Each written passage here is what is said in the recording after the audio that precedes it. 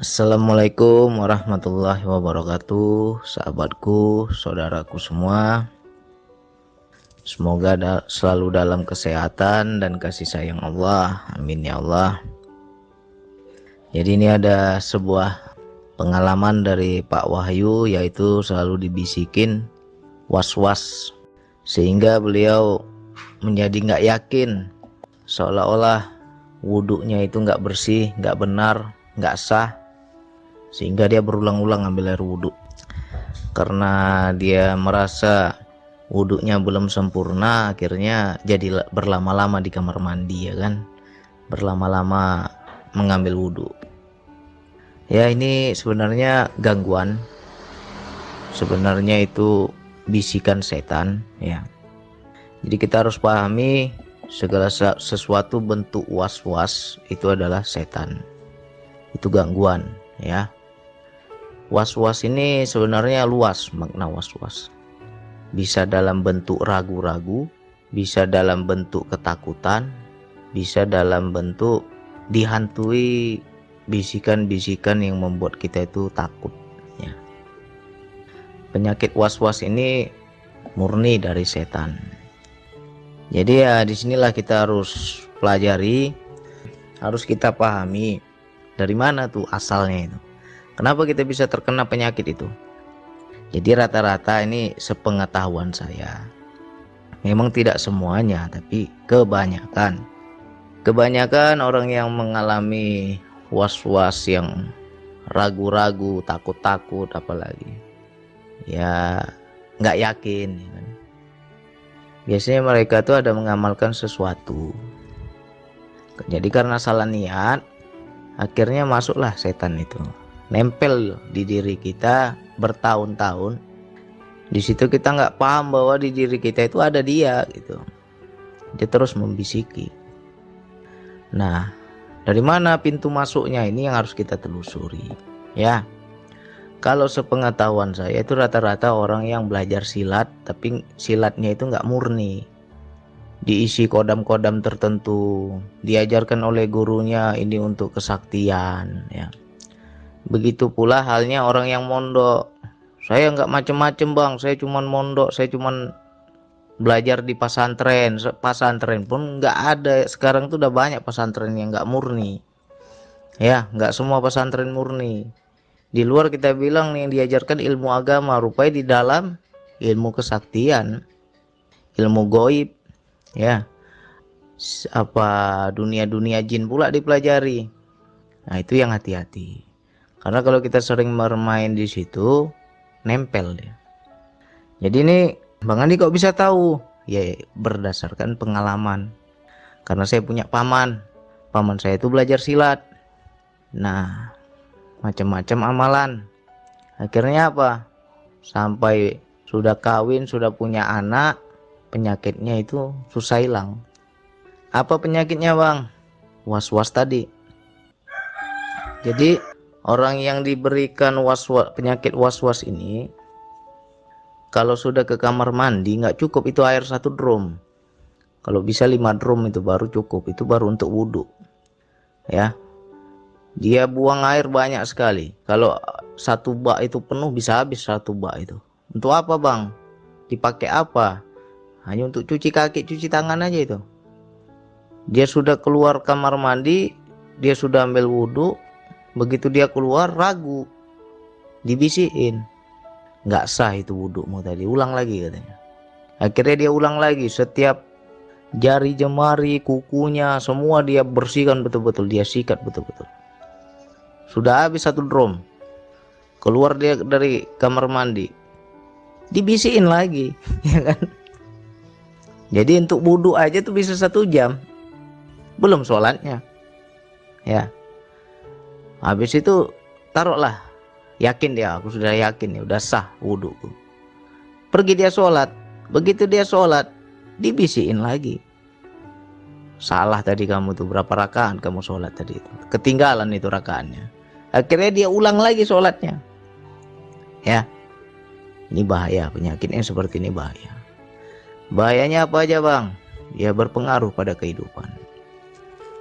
Jadi paman saya itu karena dia itu kalau kita bilang ya bisa dikatakan juga kurang bimbingan. Jadi kalau dia itu menomorsatukan sholat sehingga dunianya itu dia terkadang dia tinggalkan. Pokoknya bagaimanapun kamu, dimanapun kamu, seperti apapun kamu, kalau sudah waktunya sholat, tinggalkan pekerjaan. Ya, itu sebenarnya kan baik kan? Baik, dia tinggalkan pekerjaan, tapi wudhunya lama. Akhirnya apa? Dimanapun dia bekerja selalu kena pecat, selalu dibuang kerja. Karena apa? Nggak ada orang mau mempekerjakan dia kalau tingkahnya seperti itu. Ya, kerja di sini 2 minggu nggak kuat bosnya. Orang akan beranggapan dia itu ngular, ya. Orang akan beranggapan dia itu cari enak, nggak mau kerja kan gitu. Padahal bener dia bukan dia mau main-main. Dia ingin sholat, dia wudhu yang benar. Tapi ya was-was ini selalu membisiki. Itu satu dalam hal sholat ya. Lantas dalam hal kehidupan, orang yang seperti ini akan selalu dipesongkan oleh setan tadi. Lain yang orang bilang, lain yang dia dengar. Jadi dibelokkan itu ya. Kupingnya, pendengarannya itu dibelokkan sama setan. Orang bilang lain, lain yang dia tangkap. Orang bilang A, B yang dia pahami. Orang bilang A, B yang dia ngerti, kan gitu. Nggak nyambung kan? Nah, jadi terkadang di situ jadi sering suuzon, sering prasangka, cepat marah, apalagi macam-macam. Jadi kalau orang kasih nasihat nggak bisa terima nasihat. Karena pengertian yang sampai kepada dia itu berbeda dengan yang kita ucapkan. Dibelokkan oleh setan. Makanya kalau itu ada ciri-ciri di diri kita, penyakit was-was ini, carilah ahlinya, orang yang pintar meruqyah ya. Bersihkan diri kita. Bisa jadi itu setan udah terlalu lama di badan kita ini. Nanti istri ngomong begini, lain yang kita pahami. Marah kita. Akhirnya apa? Istri kita pukul. Ya. Cepat tersinggung. Ya itulah yang dikatakan tadi. Membisiki was-was pada diri manusia. Pada dada manusia, ya. Jadi sifat was-was jelas setan. Jadi bagaimana Bang kita menyikapinya Bang? Bisikannya selalu ada, dilawan. Misalkan kita harus pahami di mana letak was-was, berarti di situ setan ya. Contohnya kita ambil wudhu nih, sudah bersih, kita yakin awalnya udah bersih, tiba-tiba muncul bisikan, keraguan, wudhumu belum sah itu, kau cuci lagi lah katanya kan. Akhirnya kita kembali lagi nih ke kamar mandi atau ke tempat wudhu, wudhu lagi kita. Begitu selesai wudhu kita keluar, timbul lagi was-was. Nah, jadi kalau sudah berkali-kali was-was itu jelas itu setan. Kalau hanya sekali bisa jadi itu kita lupa atau lalai. Tapi kalau sudah berkali-kali jelas itu setan. Jadi kita jangan ikuti. Oh kalau ini memang was-was ini bisikan setan, ya jangan diikuti. Ya. Tapi saya ragu Bang, udah sah atau belum? Anggap saja udah sah ya. Karena apa? Sudah berkali-kali. Ya. Jadi itulah yang harus kita pahami. Hati-hati dalam belajar. Jangan kita cepat percaya begitu saja. Terkadang kita belajar itu diisi. Rupanya kita kira diisi ilmu tauhid. Rupanya antu blau yang masuk. Ya, apalagi yang memen pengisian itu ngeri. Dan juga sekarang banyak pesantren, pondok yang tidak murni itu banyak. Kita bilang belajar di situ ilmu agama, nyatanya ilmu hikmah, ilmu kanuragan, ilmu kesaktian, ilmu goib yang diajarin. Ya. Jadi di situ pintu masuknya itu. Jadi ya untuk teman-temanku semua, kita harus hafal. Kalau misalnya was-was itu datangnya dari setan, ya harus dilawan. Misalkan beginilah, satu contoh ya. Kita ingin buka sebuah usaha, modal sudah ada, apalagi segala sesuatunya sudah ada, sudah mendukung lah. Tetapi timbul bisikan, jangan, nanti kamu rugi, jangan, belum tentu nanti usahamu berjalan, atau bagaimana, kalau bangkrut bagaimana, segala macamnya. Itu sebenarnya kan bisikan itu. Kita ingin melakukan sesuatu yang baik, ingin berusaha, tapi dicegah dengan cara keraguan-raguan tadi. Nah, itu harus kita lawan. Oh, berarti yang ragu-ragu ini jelas setan, gak usah diikuti. Nah, tapi bagaimana bang biar kita bisa membedakan, bisa hafal ini dari setan atau bukan? Ya harus sering-sering buktikan. Ya, kalau saya segala sesuatu ya kita nggak pernah tahu ke depannya bakal seperti apa. Coba dulu, ya kan? Coba dulu. Nah, kalau kita ragu, bisa jadi itu suatu bisikan setan. Misalkan kita punya niat sesuatu, niat baik nih. Aku nanti kalau ada rezeki, aku ingin menyumbang. Aku ingin membantu si fulan. Aku sudah siapkan dana 500.000 misalkan ya. Itu baru niat tuh kan, karena kita belum ada uangnya. Niat dulu kita. Tiba-tiba begitu kita sudah ada uangnya, berubah bisikannya itu. Janganlah terlalu banyak, kalau kasih 500, kasih 200 saja. Enak kali tiap hari dikasih, misalkan gitu kan. Nah, itu jelas itu was-was tadi. Membuat kita ragu, menghalangi kita berbuat baik, tapi halus. Dan kita anggap itu biasa, padahal setan itu. Ya. Ini yang sering terjadi. Kita belum ada uang, kita belum ada kemampuan, kita berniat, nazar. Nanti kalau ada uangnya saya mau begini, saya mau begitu. Niatnya sudah baik itu. Begitu uangnya sudah ada, berubah niat kita. Kenapa bang bisa berubah bang? Kenapa saya kok nggak yakin bang? Ya kamu kena was-was tadi. Ya, keraguan-raguan. Kalau kita betul memahami daya atau perintah Allah itu apa? Lakukan ini, itu yang pertama itu. Yang kedua, yang ketiga, keempat itu udah jelas was-was. Jadi yang perintah pertama itu yang harus kita jalani. Perintah pertama, berikan, ya berikan. Berapa ya Allah saya patutnya memberikan ini? Sekian misalkan, dorongannya kan. Oh iyalah, nanti kalau saya punya rezeki saya mau memberikan sekian. Begitu tempo beberapa waktu, berubah pikiran kita. Banyak pula itu istilahnya tawar menawar. Di dalam diri itu tawar menawar kayak orang beli cabai ya kan. Berapa sekilo? Mahal kali harganya. Sekian lah ya kan. Kayak orang beli cabai. Ingin buat baik aja tawar menawar kita dalam diri. Jangan kau kasih sekian, terlalu banyak itu. Keenakan dia nanti, ya kan? Akhirnya apa? Berubah kita pikiran kita. Yang awalnya kita sudah ada dorongan memberikan sekian, jadi berkurang. Kadang bisa-bisa nggak jadi kasih kita. Janganlah, kau masih butuh, kau masih punya keperluan. Kau belum berlebih, kau aja masih pas-pasan. Akhirnya apa? Niat baik kita itu nggak jadi kita lakukan. Itu berarti sudah kena yang namanya penyakit was-was. Itu bisikan setan itu, halus dia cara mainnya. Jadi kalau kita terlalu sering dalam kehidupan kena penyakit ini, nah itulah kita menjadi orang yang nggak punya prinsip. Nggak punya prinsip, nggak punya pendirian. Sebentar A, sebentar B, sebentar A, sebentar B, ya kan? Istilahnya nggak konsisten lah. Nah, jadi bagaimana bang? Bisa hilang nggak nih penyakit? Ya kita belajar lah. Ya, belajar mengenali dorongannya, belajar mengenali bisikannya.